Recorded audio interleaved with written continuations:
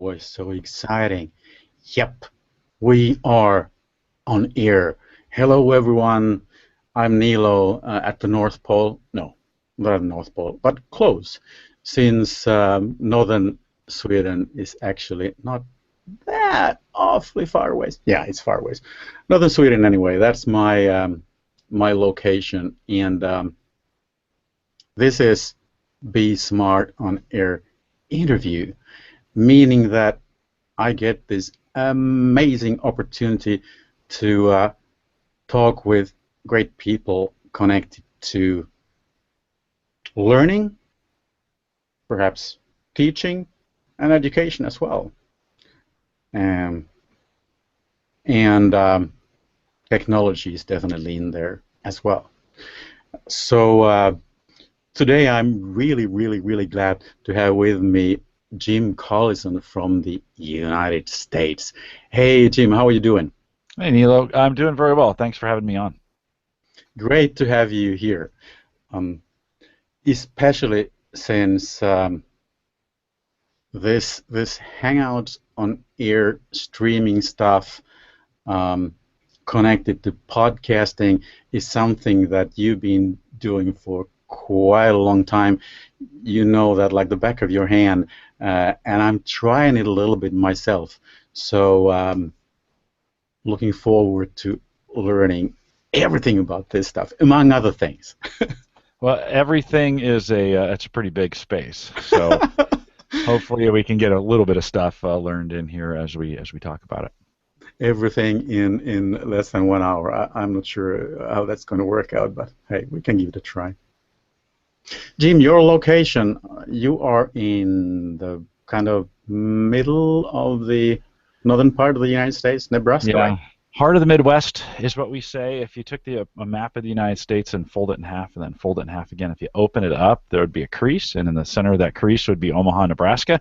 That's not really technically true. It'd be Lawrence, Kansas, but it's pretty close. We're in the heart of the Midwest here in Omaha. I think the best kept secret in the United States as far as a place to live.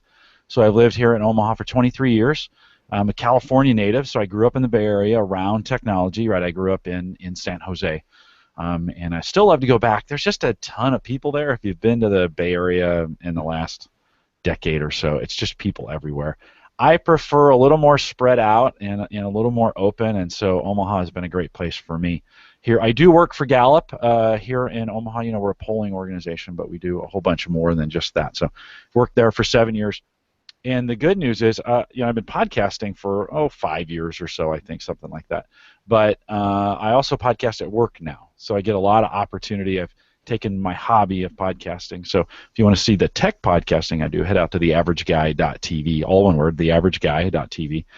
For Is that, it is it the average guy? the average guy, yeah, the I average I guy. always wonder if it's averageguy.tv or Uh, the average I should guy.tv. get both, is what I should do. That would be the You smart should. thing to do and point one to the other. But I think averageguy.tv is already, I don't know, I have to look it up. But so that's where I kind of do my hobby podcasting, and like I said, 2 years ago we brought it to Gallup. So if you go to coaching.gallup.com, you'll see the site where we do a lot of podcasts around some of our products and our coaching practice and some of those kinds of things. So yeah, it keeps me plenty busy. We use a lot of Hangouts to get these things done. So hope to be able to teach. Hopefully you'll have some great questions for me today, and that'll drag some stuff out about Hangouts on air. Cool, very cool. What about, I must ask you, what about the climate thing in California versus Nebraska? Well, certainly, California's going through a drought. Growing up there in the 80s, we went through a drought, and then the rain came back. I'm not necessarily sure this drought will last forever there. Much warmer in the Bay Area than it is, at least in the winter, than it is here in the Midwest. We get real hot in the summer, very cold. Not conditions not too dissimilar to what you guys, I think, experience there. We don't get as much snow as you. We used to get 46 inches or so a year. You probably get a lot more than that. This year maybe 12 inches if you count it all. So if this is global warming, I'm all for it. Just bring it on. Omaha's getting to be a You lot more shouldn't like say that. You shouldn't say that. It's not a Omaha's getting to be a lot like California every single day. So I think this global warming thing is hitting us hard here at the North Pole. It's, well, Yeah, I know you guys for I, sure taking it on the chin. That's for sure. yeah, but it's weird. This winter especially has been extremely strange. Mm. We got, like I said to you before we started the show, that we got lots of snow, like in 1 week, much more than we usually do in such a short time period. And we had a great week, 10 days, real winter, and after that, just wet and icy. And that's something I hate. I want to have real winters for Well, sure. winter's back.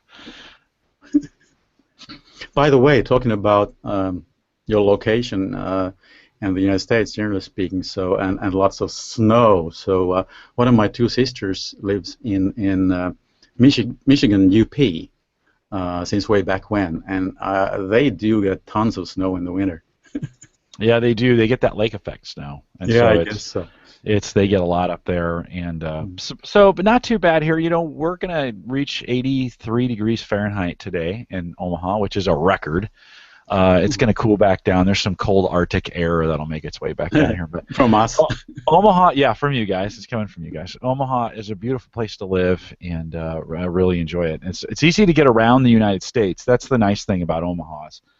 It's an hour flight to Denver. It's 45 minutes to Chicago, 3 hours to the East Coast, 4 hours to the West Coast, 2 hours down to Dallas. So it's being centrally located is actually really nice, and you have to pass through Omaha to get to anything if you're in the U.S. So it goes right through. When I talk to people, they always say, "I've been through Omaha." Yeah, you're right. It's a great place to live. Right. So you went to school in California?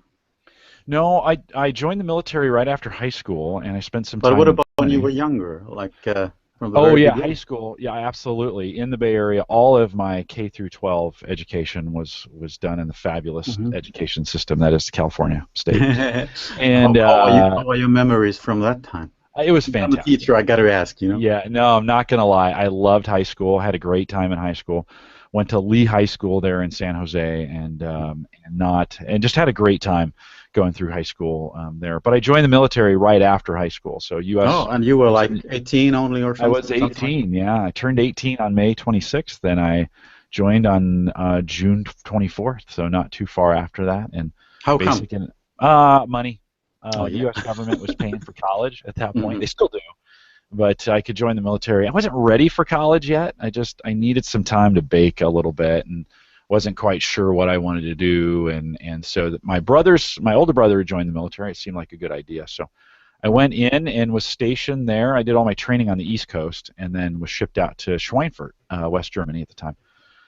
And so I spent some time. I lived in Europe for 2.5 years. Made it as far Oh, north yeah. as Hamburg. Never made it to the northern countries. For you guys, So would your love to. German is great, huh? My German gets me food, the bathroom, and out of jail. Those are the three things that I can do in German. I So can and I manage was that too, in Germany. yeah. I just Well, that's about all you want to manage while you're there. No, we had a great experience in Germany, and I love that country. It was a lot of fun to drive there again and those kinds of things. I took my mom over for a trip. And it yeah, I was heard just good to about try that. and make U.S. technology work in Germany.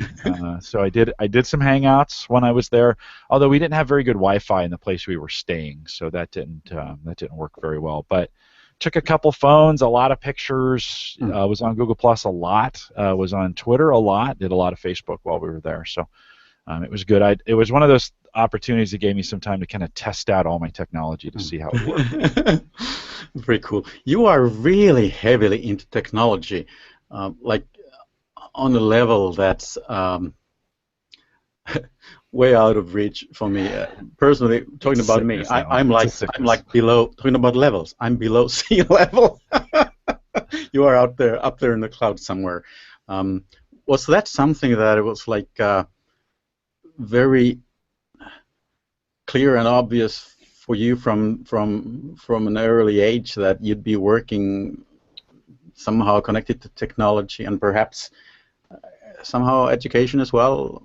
Isn't that part of your work actually too, education? Yeah, well, sort of, for sure. I mean, for a lot of the stuff that I do with Gallup is around educating coaches, and so Correct. Yeah, there's a lot of those pieces together. No, I wish my story was different in some ways, in the sense that when I got out of high school and I went into the military, I had a real opportunity to pursue my passion with technology. And growing up in the Bay Area, it was hard not to be. I mean, we were in the midst of the PC revolution, right? Oh man. And so, if you think about 1980 to 1986, the PC was born in that era. Mm. And so it was hard not to be a part of it. And at the time, I knew I wanted to be. I had a little Timex Sinclair 1000 that I had bought, which is a little tiny computer that you could plug into your TV at the time and do some basic development on it. And I thought, well, this would be pretty cool. Well, when I went in the military, I took an ad. They call it the ASVAB. It's a basic employment test. Kind of tells you what skills you're good at. And technology was at the top, and mechanics was at the bottom. And I thought, I had this thought. Well, hey, if I'm going to be in the military for a couple of years, I might as well learn something I'm not good at. And that was a terrible decision. You never really. We know from Gallup studies that you're never really going to get better. I mean, you can make marginal improvements, right, in things you're not good at, but those things where you have natural talents, if you throw a little bit of work at them, you get a much larger return. Shoot, I wonder what that says about me being a teacher. Actually, I don't even want to think about it. Well, you've got some talents, right? And what you're doing, you're probably a very talented teacher. Oh man, well, I bet you are. And so, anyways, so I spent 6 years being a mechanic, and I just hated it, and it was terrible, and I put myself behind. I put myself about 10 years behind. That decision put me about 10 years behind on technology. So these days you don't want to touch the wrench, huh? I'm not good at it. I don't mind doing it. It's just not natural for me. I understand. It's one of those things I just don't like to do. I won't stay up all night fixing things. I will stay up all night doing video editing or audio editing or doing a podcast kind of thing. So I went into retail banking for a while, and that was a job that got me through. But it actually, for about a decade, it got me. I worked a way to get caught back up to the technology, and in 1999, I took a technology job, and it was then that I knew I had found the right place. And that was your thing. Yeah, it was in '98. I quit my job as a mortgage loan officer, and I took this job that paid terrible at a store called Computer Renaissance, and they bought and sold new and used computer equipment, and I got a chance to fix and just kind of work on PCs all the time, and I spent 24/7 working on computers, and so that was really when I knew that I was like, oh, I have found my place, and I just rocketed from '98 till now. I've just rocketed with the technology. But yeah, it is a little bit of a sickness. I mean, on my desk right now, I'm looking.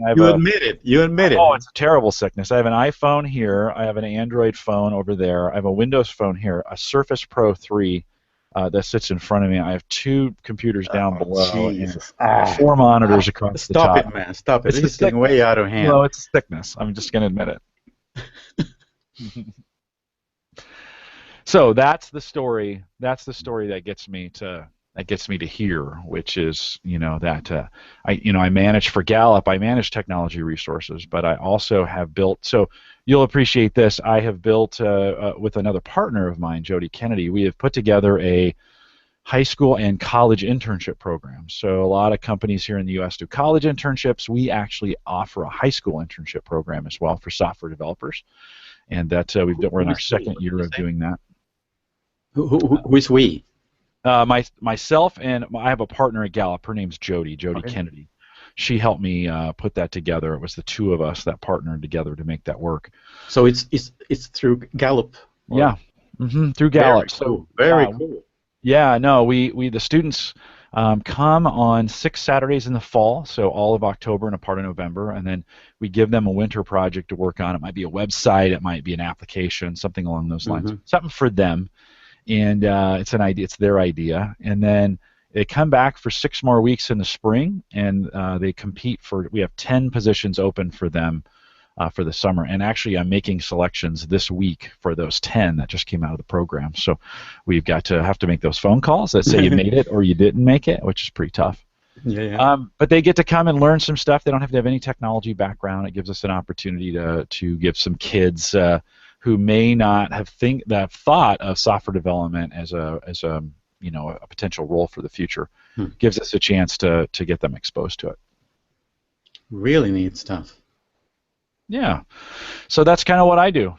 We do podcasting at Gallup as well. That was something I started a couple years ago when I'd been podcasting for 5 years and wanting to bring podcasting to work, and the doors opened. How did you get it started at work?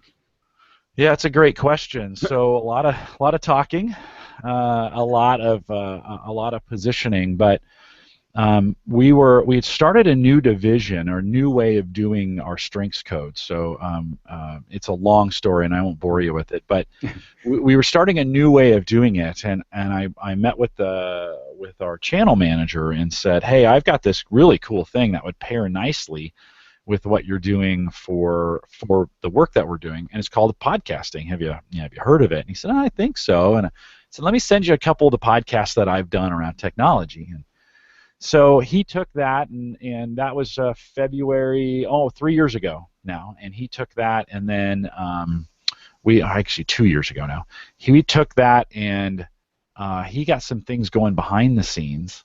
And they did the actual first podcast they did without me, which was they activated very, very quickly, and so I heard wind in the company that they were doing this. And they were so imagine using conference call lines for a podcast, right? You're dialing in on big conference phones, and they had never done anything like this before. And so the very first one, if you go back and listen, it's a little rough. And so I listened to it, and as soon as it was over, I picked up my phone and I said, hey, I can help you do this. We can do it better. We can do it with video, and we can build a community around it, and we can actually do it for nothing too, which was so. What is in podcast? What is in it for them, your employer? Yeah, well, so it gives us, in our case, we're growing a community of strengths coaches, right? So we sell a product called the Gallup or the Clifton Strengths Finder, and that's an assessment you can take, and 177 paired questions, and at the end it will give you your top 5 strengths that you have. And it's $10 US, so it's fairly inexpensive to take. If you've taken Myers-Briggs or some of those assessments, it's similar to that, only a lot better. And so we have people who have built coaching practices around this Strengths Finder tool and some other tools as well. And so what podcasting does for us is it gives us the ability to reach our customer and keep the message consistent. Yeah. So we have these coaches out there.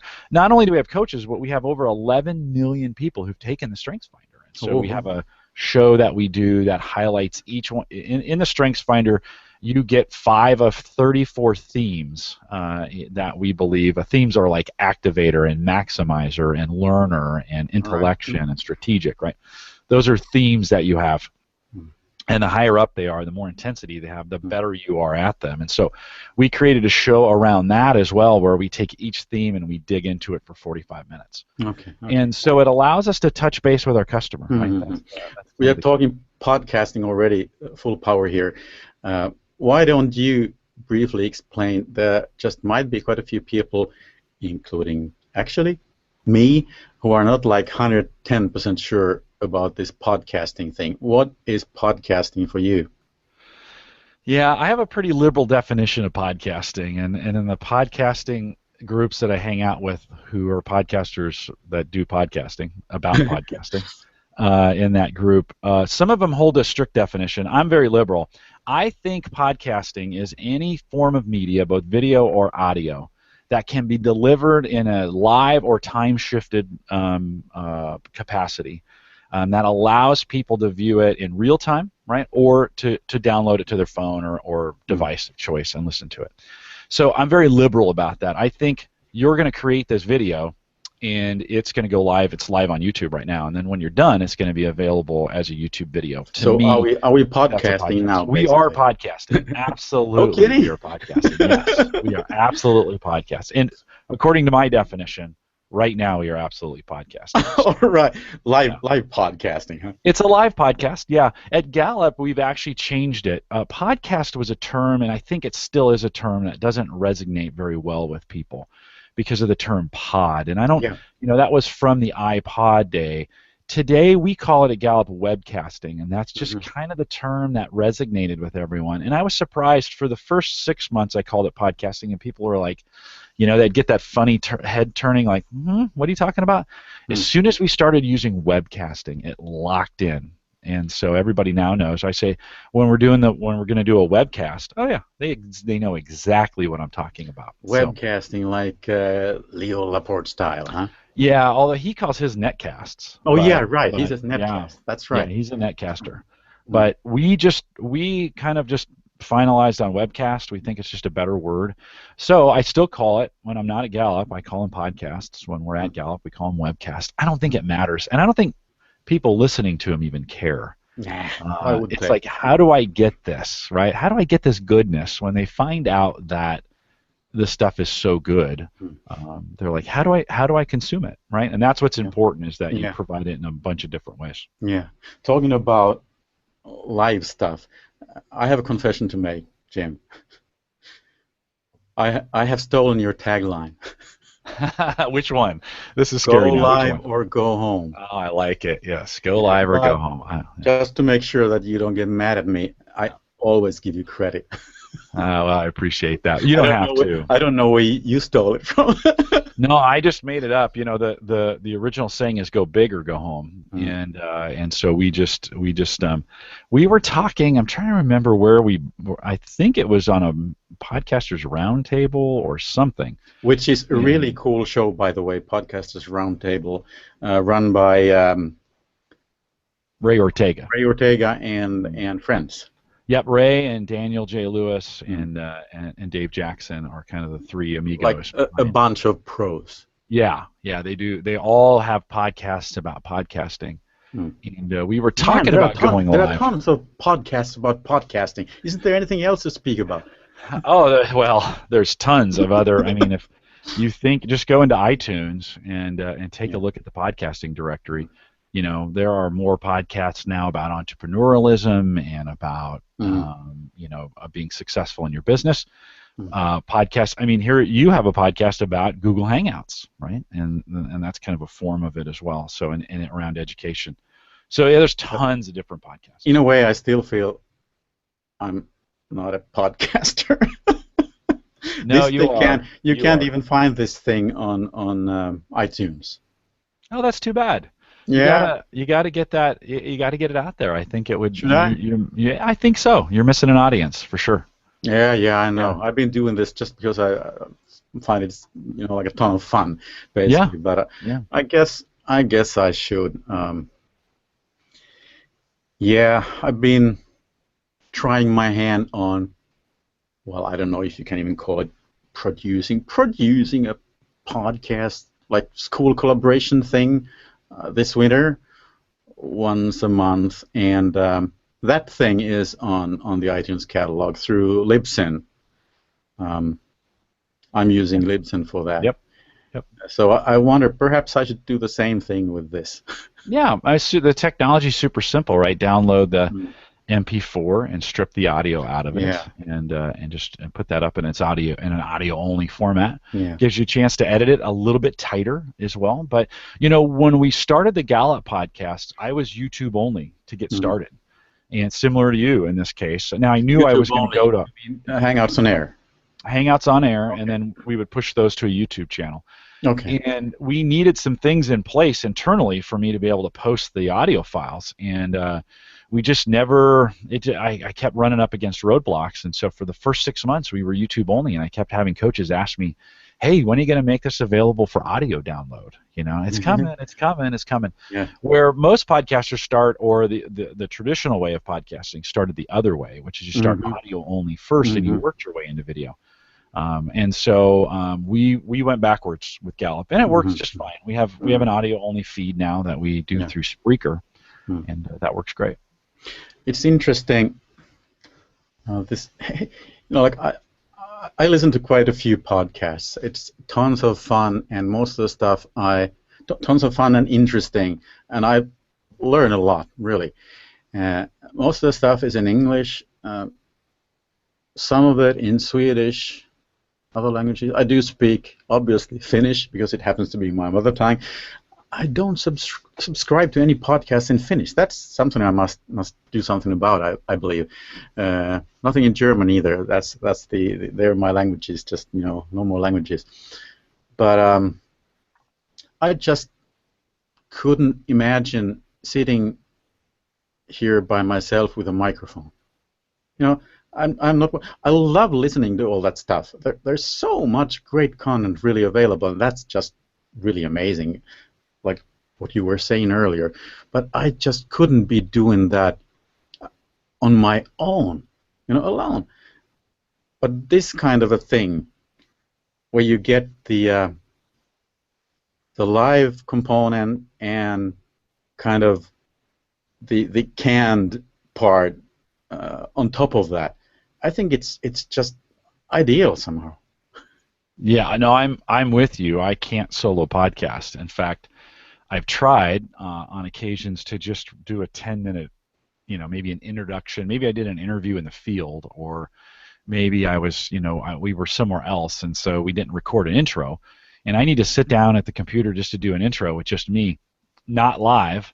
And I find without the pressure of an audience or having somebody there listening, it's hard.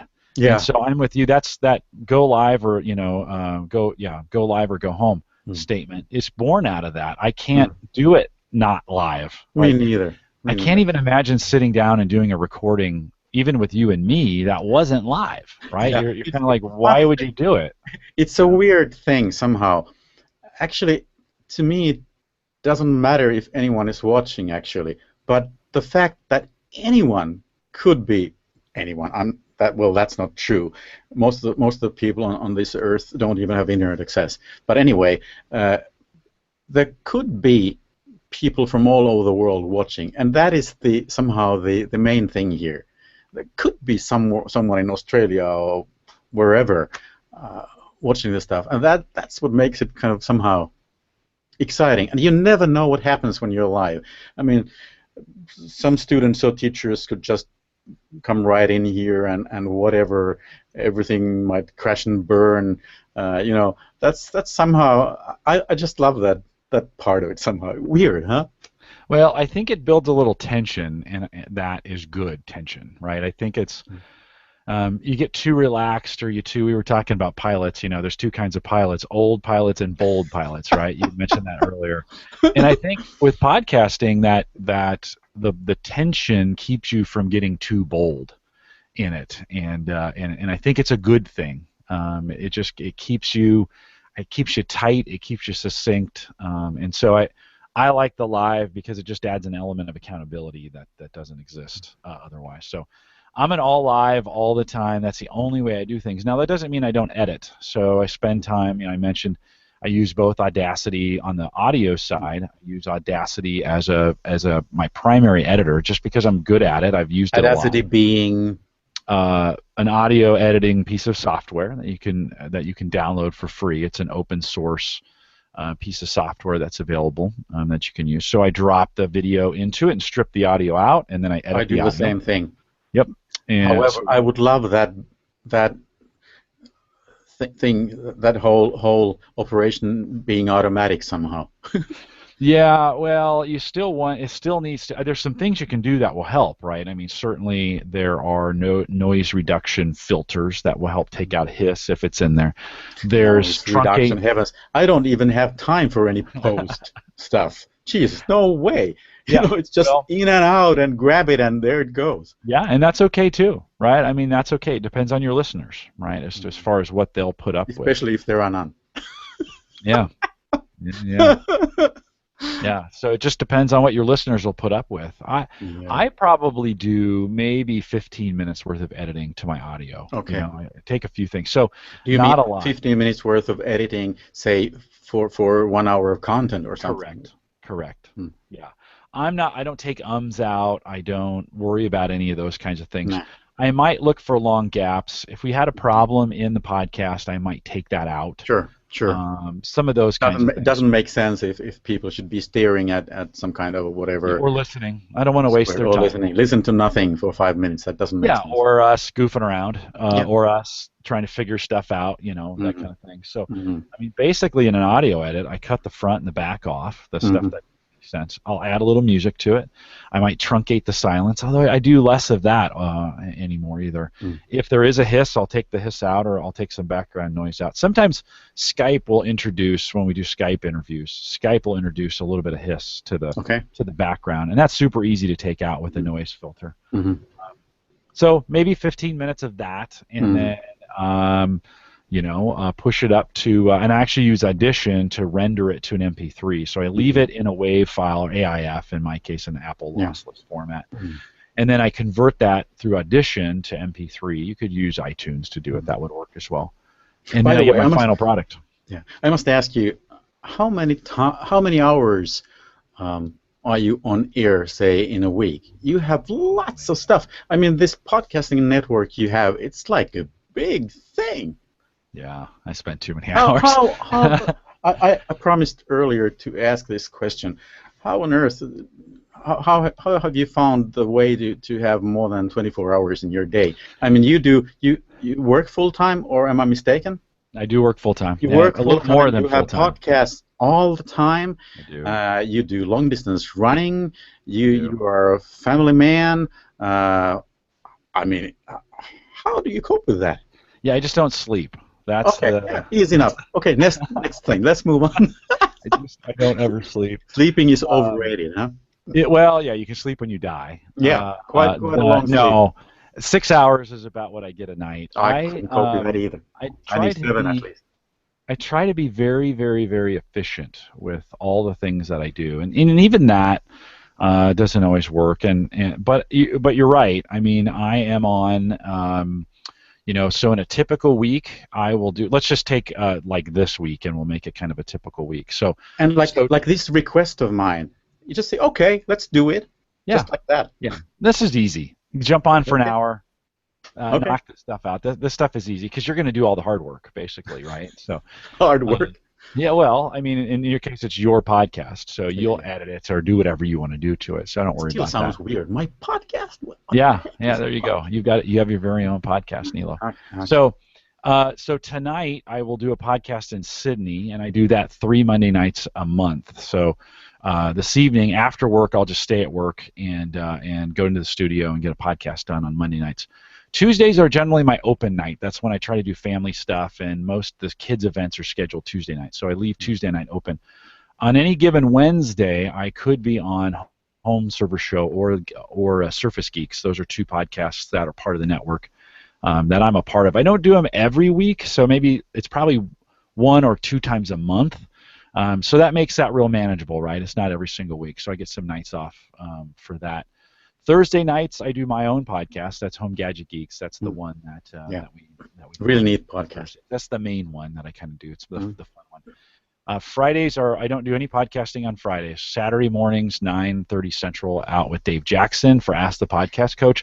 That's another one I can just show up to, right? That is really cool stuff, I must say. Fun one. It's extremely laid back, but lots of very good stuff anyway in there, and you're doing this call-in show that is so neat, and I'd love to be able to do something else, even though people wouldn't be calling in. Just have the capability to accept calls. Yeah.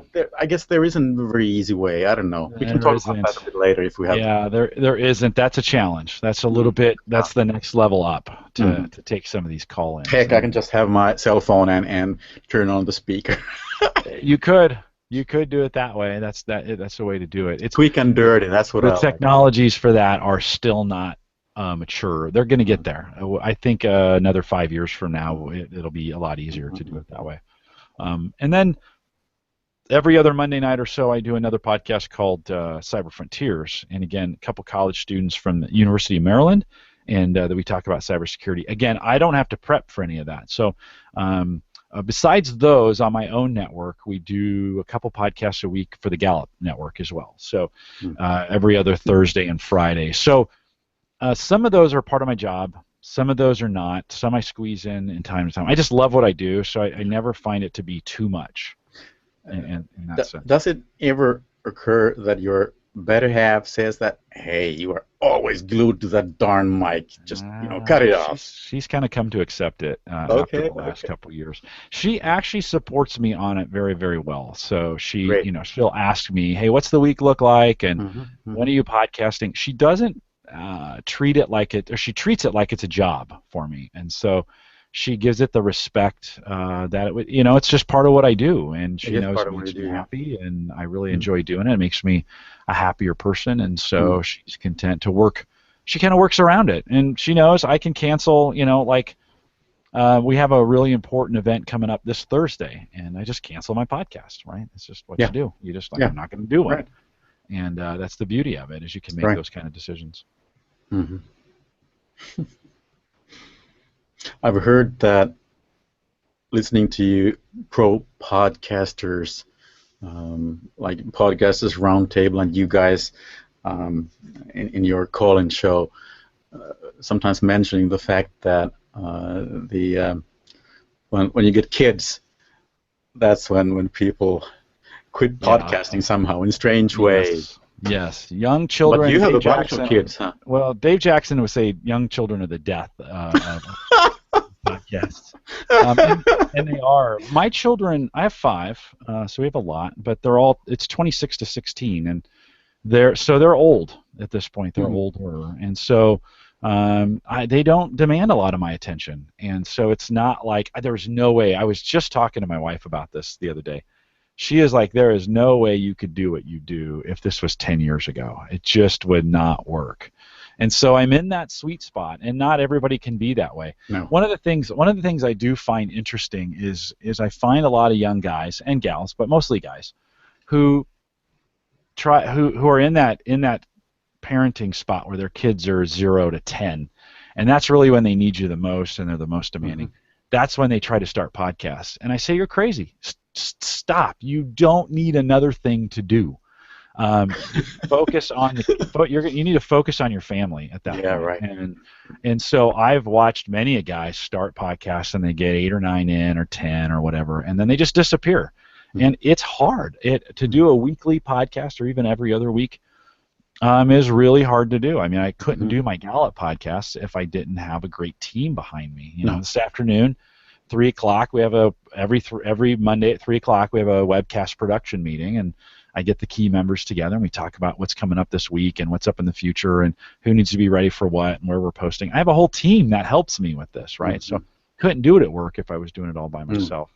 I've streamlined the processes at home so that it's manageable, right? And I do them on the weekends and nights and some of those kinds of things. And Mhm. I just choose to do that instead of going golfing or Yeah, going sure, skiing or sure. some of those kinds of things, right? That's my Yeah, hobby. it's a little bit the same thing with me, I'd guess. Hmm. A little bit. Yeah, yeah. It's You have choices, your right? But priorities for your free time. right, right. And podcasting is my free time, right? I mean, Mm. that's what I do. It does bleed into a little bit, like there's some things at the house here that probably I've I probably neglected that need to get done, and Oh, don't tell me about that, for heaven's yeah, sake. Oh, yeah, God. yeah, Yeah, yeah. Full disclosure, I'm a behind yeah, on a few yeah. things. Hey, what about women in podcasting? Or actually, is it the same kind of still sad story, women in tech?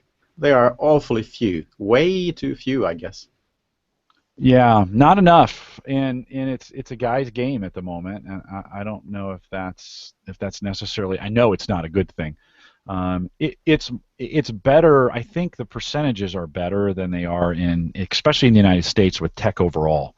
And so I see a lot more gals doing podcasts than I think the numbers say, but it still could be better. And so yeah, I mean, if you're, I'd love to see more women podcasting in what they're doing, and it's not as technical as you think it is, and so it would be It nice to. doesn't need to be, at least. Doesn't need to be. No, it doesn't Otherwise, have to be. I wouldn't be doing this thing. Yeah, No, no, it's very doable. you were talking about your rig, your studio earlier. But the studio, this is a MacBook Air 11-inch, period. Oh yeah, well I got a mic too. That's it. That's my. my rig. That's my studio. Yeah. Well, that's the beauty of it, right? Is that it doesn't require expensive equipment anymore. I Yeah. mean, 20 years ago, this was $1 million adventure to do Right. something like this, right? Absolutely. Absolutely. And the Well, of quality course, wouldn't be as yeah. good. Yeah, and of course, Um, I steal the bandwidth from my employer, but I would imagine that my employer really doesn't mind. On the contrary, yeah. because this stuff is, I'd say, so-called professional development for me, big time, and most probably, I'd say, most probably the best professional development I've ever been a part of, or Yeah. it gets darn close. Yeah. And that's good. Dave Jackson has a segment in his shows called Because of My Podcast. And I can point to a lot of things where my career is better because of because of the podcasting I'm doing. I'm sure you either have or you will have that same story someday. That Well, yeah, is, yeah, you might right. even have one of those now. Well, a bit. I mean, being a language teacher and just the fact that I can speak English. Well, I teach English, or I not right now, but I used to teach English, and most probably I will be doing that further on as well.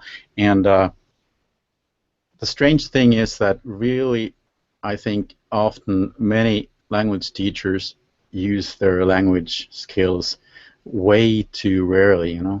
And this is just like a gift from above. Just amazing. Blows the mind. You know? Yeah, no, right on. And for us, I think here I am in Omaha, Nebraska. You're in Sweden, right? I mean, that's like crazy to think that, and you can have these cultural exchanges. Yep. This evening, I'll be in Omaha and I'll be talking with Sydney, Hmm. Australia. It'll be the Yeah. next day. It'll be the morning of the next day. Hmm. Yet it'll be like we're just there, right? It's a I still have conversation. a hard time kind of getting that, Hmm.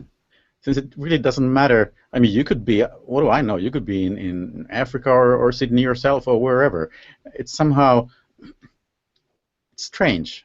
Yeah. It's really strange. Yeah, it Perhaps I'm just flattens the old, world. It flattens it, right? And Yeah. so and everything's accessible. I mean, a super speed internet connection. We have very low latency on this Hmm. call, and so Surprisingly, yeah, surprisingly low latency. yeah, and so you can have these conversations that you would never. I mean, we would never have this conversation ever if this medium didn't exist, right? No, You no wouldn't know way. me, I wouldn't know you.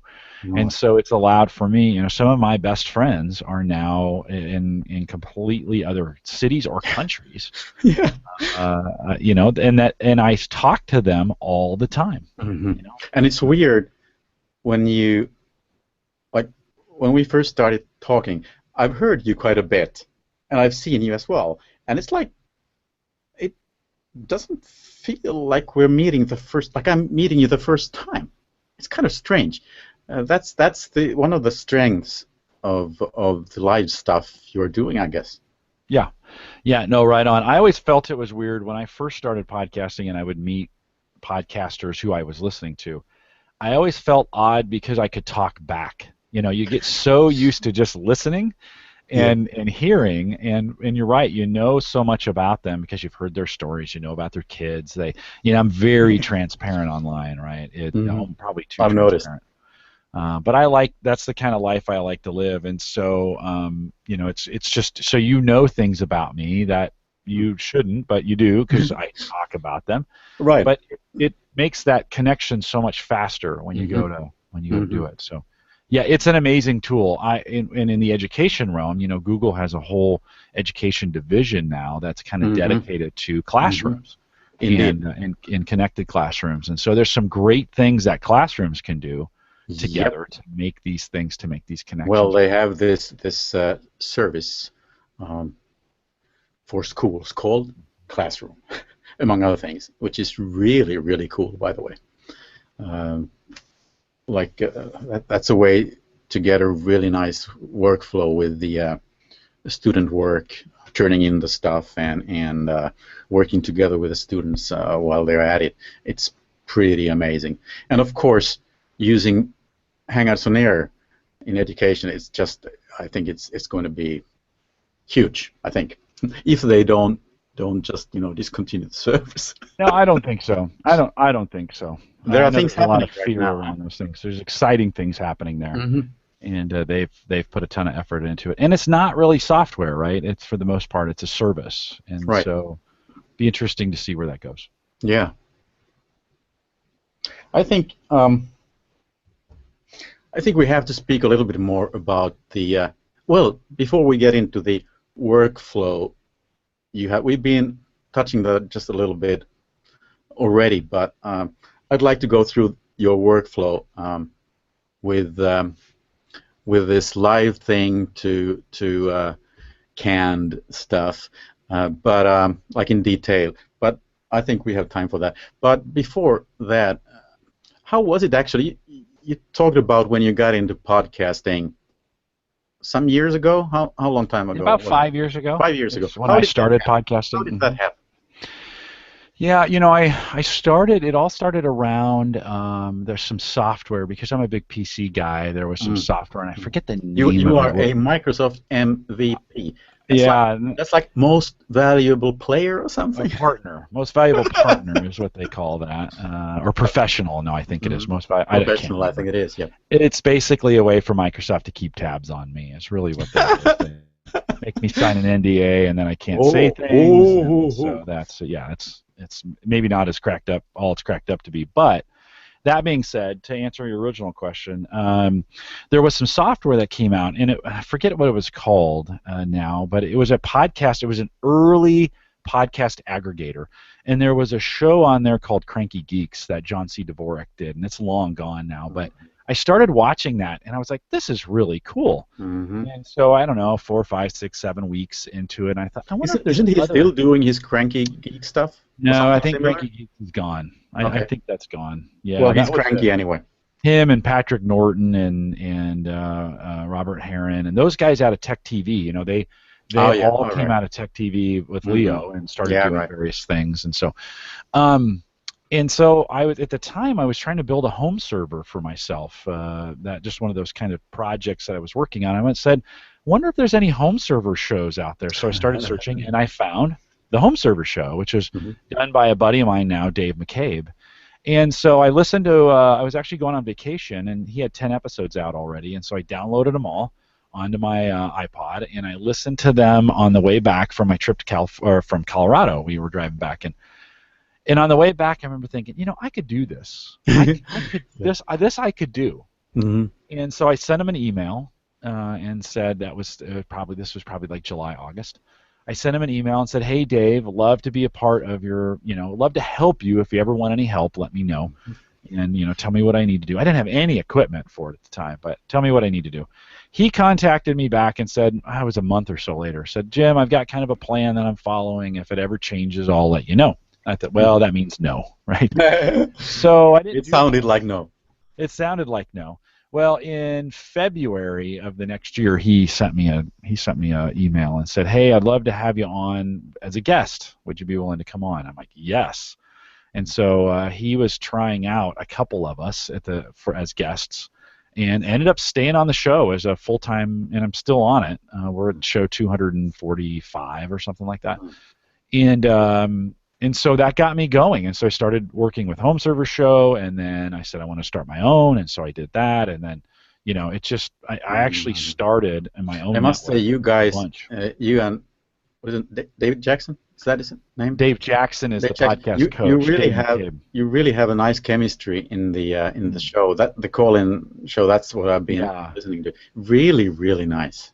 Yeah, there's two Daves in my great life. work. So Dave Jackson's the podcast coach, right? And so he's the guy that I work with on Saturday mornings. David McCabe is the guy who got me started on Home Server Show, and he's got a whole network too of tech podcasts. So I love working with both. I mean, I just love being able to do this kind of stuff. So it's kind of interesting. This heavy tech stuff you're doing, it's like one part of what you're doing, and then you have like this call-in show that is completely different, and you're like, it's interesting. It's completely different kind of a context, and Yeah, it's interesting. Yeah, some ways different, some ways the same, right? I mean, I had to take all that technology that I knew and apply it. You know, you were going to ask me about, kind of workflow, and we can talk about that. But it's really the workflow is really a technology solution in a lot of ways. And Absolutely, so absolutely. for me, it made sense, right? And I love doing it. And I'm not afraid to share what I'm doing. So all those things fit really well with what I do. Do you want to make money with your podcasting? You I'd need rather to. not. Apparently, you don't need to make No, money. I'd rather not, to be honest with you, in the most cases. I do make a little bit. You know, I have an Amazon affiliate link and some other things that helps keep I told my wife I won't spend any of our budget money on this, that I'll just spend what I make. Yeah, right. So I make a little bit of money that helps keep equipment upgraded and buy gadgets and those kinds of things. I see. But I'm not in it for the money. I'm kind of in it for the love of it. Yeah. What about nailing the workflow? Give it to me. Where do you want me to start? All the way. Like, say, if I'd like to have a real podcast. Here we go again. I still don't consider this thing a real podcast since it's not even on the you're a real catalog. podcast. If I want to put together Hangouts on Air and the canned version that people can subscribe to really well, how should I do it? Yeah, well, let's back up a smidge. You know, when you're first thinking about starting a podcast, you have to have an idea of what you want to do. Absolutely. And then we always say, program your first 10 shows out, right? Get 10 ideas, because if you can't come up with 10, you're probably gonna sink fast. And so put 10 ideas together. Or interviews, 10 interviews. With our Gallup podcast, they're all interviews, and so part of my job is to reach out to people and get them scheduled. That's a whole process in itself to get people time synced up and those other kinds of things, especially if you're going to be live, because you have to match the live time with does the guest have availability at the time that you're going to be live. So that's a whole trick in itself. So once you get them scheduled or whatever you're going to do, you got to plan for your podcasts. In my case, I schedule out on Google Plus. I schedule out the event a week in advance. So I put that on the schedule. So you always have a Google Plus event for each show episode you run. Everything that I do, I have that. Even at Gallup too, we schedule those a week in advance. You could schedule them up to 2 weeks. Because it's good. Well, one, it's good SEO. If you may catch some people who are looking for something to watch. Search engine optimization. Yep. So it's gonna show up in Google searches and some of those other things. Plus, it gives me a chance to advertise it. Plus, on my own website, I have a schedule in the toolbar. Anything I'm going to be on a podcast like this one that I was on, I added my own Google account to it so it would show up on a schedule that I have on my website. So if anybody wants to know, hey, when's the next podcast I'm going to be on, they can just go to theaverageguy.tv and look at the schedule. So that's another reason to schedule them. And it creates the Hangout for you, which is really, really helpful. The event is like kind of a container for the future live Hangout, huh? Correct. Yeah, it creates everything that you need, including graphics, when you upload the event. The day of and then you advertise it as much as you want to from that standpoint, whether it's on a regular schedule or it's on an ad hoc schedule. But the day of the event comes, I always, like we log in 30 minutes ahead of time, get everybody set up. About 5 minutes before the scheduled time, I go live. That just allows Google to. It actually, and I just found this out a couple days ago, between a group hangout, which is a hangout that's not on air, and then when you turn it on air, it actually changes protocols. So it goes from one protocol to another. So Google there's some things that Google's doing behind the scenes to tune these hangouts to make them work right. And it's an algorithm that takes time to work out. So I always like to give it just a few minutes, 3, 4, 5 minutes, to get everything kind of settled down, switch protocols, and then get the network traffic kind of settled down. That's just kind of one of those things that I've learned over time. So we go live a few minutes before, then kick off the interview, do the interview or whatever. For some of my podcasts, those go 30 minutes. Sometimes they go an hour and a half. I did a 2-hour one the other day, just us kind of shooting the breeze. I capture everything, right? I record everything. That's just the right thing to do. You never know when you're going to have a special moment in there, and you're like, oh, I wish I had recorded that. Then you got to do post-processing. Yeah. Well, right, and so when it's done, when the show is over, it is automatically rendered to YouTube, depending on how long the show is. So Right. it's about a minute for every minute you do the show, and Hmm. so if it's an hour long, it's going to take about an hour to get that fully rendered. Depends on the Google servers, but that's a good. I've never been able to figure that one out. Sometimes the live hangouts have been there, like amazingly fast after I've killed the on-air version, and sometimes it's well earlier especially it could take like a day Yeah, almost. it could just depends on the Google servers But I and think where these it's days going. it's kind of fast. Super fast. And there's two different processes that happen on Hangouts on Air. So one is as soon as you click stop broadcasting, that video is still available to watch or to watch and replay immediately. So Oh, you okay. could go back within a second, go back and watch the whole thing in Okay. replay. It's Okay. only available for you to download because you need an MP4 to download Hmm. to do any manipulation with. That rendering takes, and at first it renders it in 360 and then 480 and then 720, right? Hmm. All those Okay. different versions of it, and Okay. that's why it takes so long. Finally, full HD. So depending on what you send it, so you got to wait for that. It takes up to about an hour for that to become available. Hmm. Now, for me, I don't edit them right away. I usually wait a day or two. And so I'll download that MP4 from YouTube. I'll push it into, and for me, I'm a Windows guy, so I use Windows Movie Maker. It's just Okay. it's It just a doesn't tool matter that what I you can. use, I guess. Camtasia, Mm. Sony Pro, any of those. Adobe's got Mm. some. You could any video editor that you want Mm. to edit it in. I edit the video, I add a couple cards, a couple of a front card and an end card Mm-hmm. and some graphics and some music, Mm-hmm. re-render it, and then push it back up to YouTube for consumption then at that Okay. point. So that becomes my YouTube bit. I take the raw version of it as well and I drop it onto Audacity, strip the audio out, and that's really not true. It actually it removes the video part of it. It doesn't have a way to render the video. Hmm. Audacity doesn't. And then I can make edits and push that back out of Audacity in an AIF in a lossless format. Well, you could do it in WAV as well. Either way, lossless. You want to get all the video possible or all the bits possible, because when you Yeah. compress it to an MP3, you start losing bits. You lose bits and you lose quality when Yeah. you go to an Sure. MP3. Mm-hmm. So then once I have that saved, then I drop it into Audition, render the MP3 like I mentioned earlier. You can use iTunes to get that done. Then that spits out an MP3 that then I upload to our FTP servers, and that's the link I use when I am embedding that in the blog post, or all the various services we use like Spreaker or Audio Boom or Shout Engine or any of those services that will take your MP3s and make them available to you. So that's kind of the workflow. I mean, it's a simplified version of it. Mm-hmm. And then There's a to lot get of the audio to the iTunes catalog, since that's the one that rules them all, still, isn't it? Well, yeah, that actually, so that the iTunes is looking at my RSS feed. So as soon as I load that, I use WordPress for it. It's just the easiest way, I think, to get it done. Okay. And as soon as you load that file into, and PowerPress is the plugin I use to make that work. So you create a post, you take the link of your MP3, post it into the PowerPress section in the post. And as soon as you hit save, it is loaded into your RSS feed. iTunes is going to periodically ping that RSS feed for changes. And they've gotten really good. I mean, within an hour, they are that's up and available on iTunes now.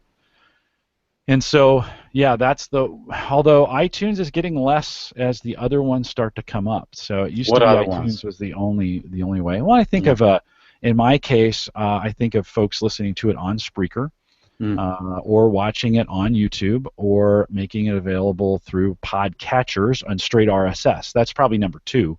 You mean RSS. like smartphone apps? Yeah, like Dogcatcher or Beyond Pod or Pocket Cast, any of those kinds of services. So iTunes is probably 1, straight RSS is number 2, and then you might have a Spreaker or a Stitcher. Those might be coming in 3, 4, 5, those areas. And then I have some, I get there are some services I mentioned them: Audio Boom, Shout Engine, Audio Mac. those are all services that you upload your MP3s to, and they play them natively on their sites, like SoundCloud. You're not going to get, because you're giving them your MP3, you're going to get stats from them, not on your site for that, because they're not coming back to your site to get it. Yeah. But I like people to listen to it wherever they can. So Sure. I put it everywhere. Interesting. That's the piece of cake, huh? It's not as hard as it sounds. It takes a little practice to get it done. My workflow has gotten a little out of control, in the sense that I probably spend more time posting at places. Like I just found a new one called Clamor that you can post it to, and they'll play the first 18 seconds of it. And so people log into Clamor on their phones. It's only available on the iPhone right now, but they can play these short little clips and decide what they want to listen to. And then when if they want to listen to it, they hit play and they can listen to the whole thing. Okay, right? Pretty cool. Yeah. And so again, that takes time, right? I got to go to my phone, and all those take anywhere from 3 to 5 minutes to set up, right? To do. So if you stack 15 of those end to end, right, you have an hour at that point. So it can be that can be the most consuming time for me. It doesn't have to be that way for everybody, right? You can have a website with WordPress, with an RSS feed. You can post it to iTunes and your RSS, and that's fine. That can be good enough for a lot of people. Where do you think podcasting is going? Is it going anywhere? Well, yeah, it's going everywhere. That's probably where I think we're still we're in the early renditions of it. So I think 25 years from now, it won't look anything like it looks today. The idea will be the same, which is on-demand media, both audio and video, right? That's kind of if that is the definition of this, I think it's going to take a very different approach to get there. Like, I don't know if we'll be using MP3s forever. But that being said, I think it'll be in your car. It'll automatically load to your watch or to your phone or whatever the future of personal devices become. Those may even begin to get embedded in us, right? In our brain. Yeah, well, I think maybe in our hand. I like if you watch the new Total Recall, the hand is a perfect phone, right? If you do this, right? And so your speaker here and your right. I mean that works. We do this all the time, right? Why couldn't I just have the speaker in my thumb and the microphone? I think you can. You could. If you are comfortable with some guys in white clothes, like the cool thing I saw in Total Recall. The thing I saw in Total Recall that was pretty cool is the processor was actually in the palm of their hand, and when they stuck it up against any piece of glass, it created the kind of the screen. And I think that's probably a form of some kind of wearable that we're going to see in the next 25 years. You will have a bio device of some kind that invokes that. But is it the future? Yes. This is the way we will deliver content in the future to all these devices. And who will be providing the content? Well, if history follows itself, which I think it does. I think we just keep cycling, over and over and over again. If we go back to newspapers, they were all independent and they consolidated. And then we went to radio and they were all independent and they consolidated. And then we went to television and they were independent and they all consolidated. I think you're going to see a consolidation of this kind of media. Now, the beauty of it today is anybody can do it. Anybody can create it. Just like anybody could create a newspaper, but the economies of scale weren't there for that to actually happen and work, right, in newspapers. Radio, the broadcasting equipment was so expensive, and TV, it was even more so. The internet breaks that down to where now even me can do this for almost nothing out of my home studio here. So that changes the equation a little bit. Can anybody do it? Yes. Who will do anyone the best? Keep doing it? I think the people with the most money will do it the best. We look at NPR today; they are killing it in the podcasting, but they got big dollars. But Nilo, you and I are not throwing a ton of cash at this, right? I'm definitely not throwing a ton of cash in this. Yeah, nickels and dimes. What's the expression? Yeah, and so it the measurement of success will be, what do you want out of Mm, this? And so if you mm, have a tight niche and you're okay with an audience of 100, mhm, yeah, anybody can do this, right? mhm. If you're hoping that you can just start and do it on a dime and you're going to reach tens of, hundreds of thousands or millions of people, you might, but the odds are, I mean, already here in the United States, like Jimmy Fallon has jumped into this. And of course, I mentioned NPR and Serial and Startup and some of those Serial. guys. Have you listened to it, by the way? I Serial. have We must not. touch on that. No, I did. I I have listened to not. the whole thing from the beginning to an end in like 2 days, I think. Yeah, no, and that's the other. I mean, that's this whole idea of binge watching or binge listening Hmm, hmm, has changed the equation some, hmm, and so I definitely think it's the future for sure. hmm. Extremely cool. Um, wow. Yeah, We've been doing this now like for an hour, and I guess I said that I wouldn't be using more of your time than roughly 1 hour. So I guess we'll be wrapping up here. If you can stay with me just a minute or two afterwards, that would be great. sure. Okay, fine. Lots of fun. I mean, this has been really great, Jim. Uh, Thanks a lot for jumping in here with kind of short notice, and I mean, I still don't understand how you pull it off doing everything you do, but this has been a blast for sure. Well, thanks for having me on. I do everything I do because I plan and schedule well. Yeah, right. You are But Mr. Effective, huh? I try to be. Uh, A lot of things to do. We'll get done here, and I will head into work, and I've got meetings, that start in an hour, and we'll get right after it. A busy afternoon. I'll be podcasting tonight at 8 o'clock. So it's just you just stay at it. Great. So thanks a lot, and see you on air.